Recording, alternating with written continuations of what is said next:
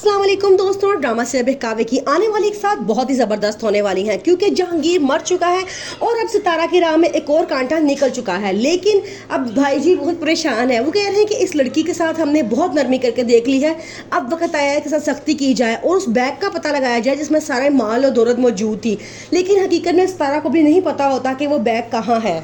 जुबैर जो अब मकाफाती अमल की चक्की में पिस रहा होता है वो बड़ा परेशान होता है। वो अपनी मामा से कहता है मैं सोच रहा हूँ मैं अपना इलाज करवाऊँ, इस तरह की ज़िंदगी मुझे ज़रा भी पसंद नहीं है, मुझे अपनी बेटियों के लिए ठीक होना है। ये बात सुन के उसकी मामा को बड़ा गुस्सा आता है। वो कहती हैं कि ये देखो उन बेटियों के लिए ये मरा जा रहा है जिन्होंने पलट के अपने बाप के बारे में पूछा भी नहीं कि वो जिंदा भी है या नहीं, और इसको उन बेटियों के लिए ठीक होना है। आगे से वो कहता है मामा मैंने कब उनके साथ ज़िंदगी में अच्छा किया है, मैंने उनके साथ हमेशा बुरा ही किया है, तो अब वो मुझे क्यों लौटेंगे या मेरे पास क्यों आएंगे। कहती है कि आपको पता है भाई घर के हालात किस तरह के जा रहे हैं, हम आपके इलाज के पैसे कहाँ से लेके आए। जुबैर आगे से कहता है कि तुम्हारी शॉपिंग के लिए तो पैसे मौजूद है लेकिन मेरे इलाज के लिए तुम लोगों के पास जरा भी पैसे नहीं है। फिर सिद्रा मिलने के लिए जाती है असलम से। असलम बहाने से अब सिद्रा को ट्रैप कर रहा होता है। वो उसे बातों बातों में पूछता है कि मुझे ये बताओ ये घर किसके नाम पे है, क्योंकि अब उसकी नज़र जुबैर की जायदाद को छोड़ के अब उस घर पे भी होती है जिस घर में वो सब रह रहे होते हैं। तो सिद्रा आगे से कहती है पता नहीं, ये बात तो मुझे नहीं पता कि ये मामा के नाम पे है या भाई के नाम पे है। तो असलम उसे सिखाता है और कहता है अपना हक कभी भी नहीं छोड़ना चाहिए, तुम्हें अपने हक का तकाजा करना चाहिए, वरना जुबैर ये सारा घर बेच के अपने इलाज पे लगा देगा। सिद्रा कहती है ये तो आप बिल्कुल ठीक कह रहे हैं। अब सितारा बहुत बुरी तरह फंस चुकी है भाई जी के जाल में।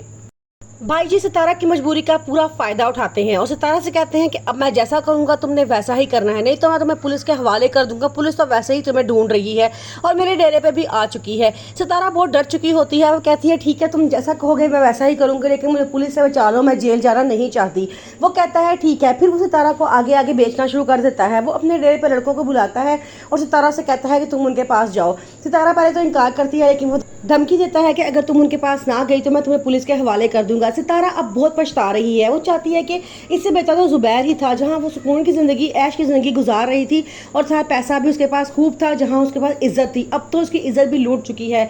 वो बहुत परेशान होती है लेकिन वो बार बार उस बैग के बारे में सोचती है कि वो बैग कहाँ गया। अगर वो जहांगीर के पास भी नहीं है तो बैग कहाँ गया, और जहांगीर भी बहुत परेशान होता है कि वो असल में वो बैग पैसों वाला कहाँ गया। उन दोनों की गलती थी। उनको चाहिए था कि जब उन्होंने होटल छोड़ा तो उन्हें उस बैग की चेकिंग कर लेनी चाहिए थी, लेकिन उन्होंने नहीं की।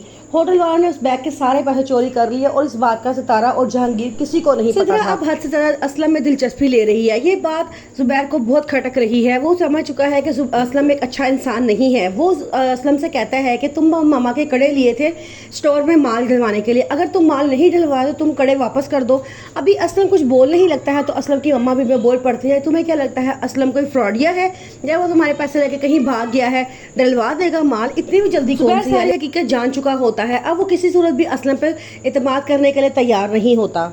सितारा भाई जी के पास आती है बात करने के लिए और कहती है कि आप जो कर रहे हैं वो गलत कर रहे हैं, ये सब कुछ ठीक नहीं है। लेकिन भाई जी उसे ये बात कह के चुप करवा देते हैं कि मेरे पास अभी भी एक ऑप्शन मौजूद है, मैं पुलिस को एक फ़ोन करूंगा, वो आकर तुम्हें उठा कर ले जाएंगे और तुम सारी ज़िंदगी कत्ल के इल्ज़ाम में जेल में सड़ोगी या तो तुम्हें फांसी हो जाएगी। सितारा एक बार फिर डर जाती है और वापस कमरे में चली जाती है। जीना जो अपनी बच्चियों को लेकर एक खुशहाल ज़िंदगी गुजार रही होती है वो अलग हो चुकी होती है और उसकी बेटियों को तमाम आसाइशें मिल रही होती हैं, लेकिन अभी भी उसके ज़हन में एक सवाल होता है क्योंकि उसे हर वक्त अपनी इज्जत, अपनी बच्चों की इज्जत की परवाह होती है। वो अपनी बहन से कहती है कि इज्जत नेक ना